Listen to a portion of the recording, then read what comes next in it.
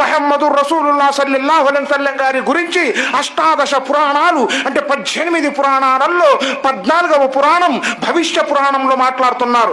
ఓం మమదం పితుశ్రీనామ జేయస్య మక్కైష నగర జననస్య అద్వైత వేద పారంగస్య భూయిష్ట శశివర్ణస్య చంద్రోపాశ గణాంకస్య అహ్మద ఇతి ఖ్యాతః శిష్యాశాకో పరిమన్వితః సోమవతి యశోభూషితః మరుస్థలి నివాసీనాం లింగచ్ఛేది ఖడ్గధారి శ్మశ్రుధారి భవిష్యతి జనో మమ ముసలయైన ధర్మ సంస్కారః కలిగిన వారు. మక్కైష నగర జననస్య మక్కయ్య అనగా మధ్యమాంకము, ఐష అనగా భూమి, భూమికి మధ్య భాగంలో ఉండే నగర జననస్య నగరమందున జన్మిస్తారు.